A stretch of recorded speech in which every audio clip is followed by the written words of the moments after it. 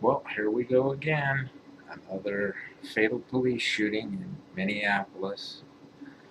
Um, this one involving a young woman, 40 years old, I guess that's still young, shot by a black Somali police officer. Now, let's leave the race and religion out of this issue. My point that I want to get across today is this was done by a police officer, and this is done by a person who is supposed to be knowledgeable in firearms and firearms safety. My first point to make is any individual who carries a firearm knows that before you engage, you identify the threat. This officer clearly did not identify the threat. This woman was in her pajamas. She had called 911 to report a crime going on. She believed that there was a sexual assault going on in the alley behind her home. She called the police. She went out to talk to the police officers, and the officer sitting in the passenger seat just decides to shoot her for some reason. The reports say that he was startled by some noise, supposedly fireworks. I don't know. The facts aren't all out yet. A lot of this is just, what we're getting on the internet and other sources. Anyways, the officer clearly did not identify the threat before he engaged. Now, he may try to play the angle that it was a accidental discharge, but the point is, he drew his weapon when there was not a clear threat. Now, if you'll remember, Minneapolis, I believe Minneapolis is the same city, I'm not sure, but Minnesota is the same state that the Philando Castile case uh, took place in. Now, there's similarities and there's difference in this. First of all, Philando Castile knowingly had a firearm. He admitted that he had a firearm. There's no factual evidence other than the officer's statement that he was reaching around in his waistband, or the officer believed he was retrieving his firearm. In this particular case, the woman was in her pajamas. She had no weapon at all. She was communicating with the officer in the driver's seat, and from what I hear, the officer that was in the driver's seat was even shocked that his partner shot this woman. Now, is what that officer should have done is he should have immediately placed the other officer under arrest.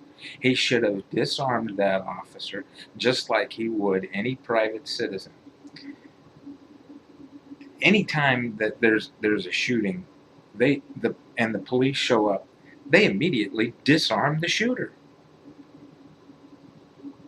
Why wasn't this guy disarmed? You know, um, it seems to me that police and politicians have a totally different justice system than what private citizens have. You know, Hillary Clinton knowingly committed major crimes with her server in her basement. Yeah, this is factual. The FBI clearly stated that she kept several top secret classified emails on this private server that was unsecured. Fact. She was never even charged. Not not even not a day in prison, not a day in jail, just nothing. And same thing with this officer. He was suspended with pay. He still has a job though. If this had been a private individual, he would immediately be. Let me back up here a minute. Not only did he shoot this woman, and he's not giving a statement, he's not cooperating with the investigators, which I've stated before. If you're ever involved in a shooting, whether it's self-defense or not, do not give a statement until you have spoken to an attorney. That's the smart thing to do, and that is what he's doing. He's not giving a statement. However, if this were a private citizen who shot somebody and decided that they did not want to give a statement until a lawyer was present, the only thing that investigators have to go on is eyewitness statements, and in this case, the only eyewitness is the officer's partner, and evidence. Now, clearly the evidence shows the fatal shot was fired from the officer's firearm, that the officer did fire the firearm, and that the victim was unarmed. Uh, the eyewitness statements are very vague, and that's because there is a code of silence among police officers. And there's a reason for this code of silence. If you've ever served in the military or the police or anything where your ass is on the line because of the person next to you, when you depend on the people around you to save your ass in a life or death situation, there's a code of silence among you. You do not snitch them out. Now, I'm not saying that's right or wrong, but that's the way it is. And this officer, if he was a good cop, he would throw this motherfucker under the bus. Because an innocent woman got killed because of his stupidity, his lack of training, which I'm not sure that's, the mayor and the chief of police say that this was a fully trained individual, and they're basically supporting him from what I gather. This fucking mayor needs to step down. She needs to fucking resign. Um, it's good that she's supporting her police officers, but she's not supporting her police officers. The first thing she did when the chief of police came out and said this woman did not have to die, she forced the chief of police to resign. This mayor needs to step down. She is not doing her job. And the people in Minnesota, you need to remember this when she's up for re-election. If you don't, things are only going to get worse.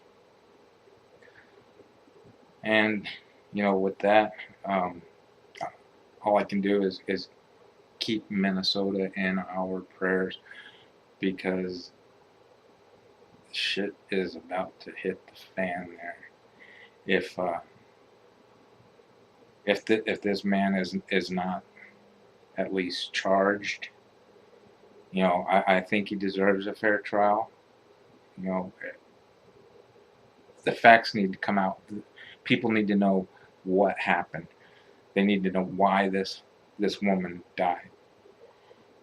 And if he doesn't cooperate, he needs to be charged. I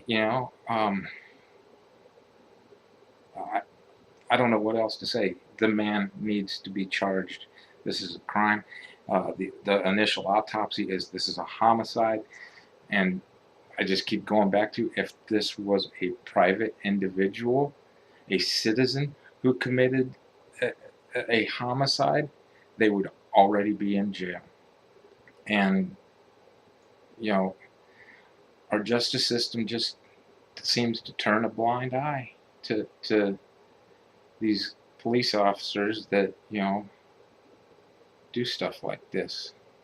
Not all of the shootings that have come up in the past, or the same. This one in particular really just is the final straw for me. I used to be a very strong supporter of the police, and I can't say that I support them anymore. I've lost my faith in the police.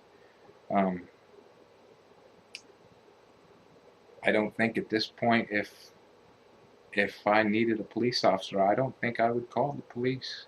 I think I would defend myself, because this woman called the police for help and they murdered her.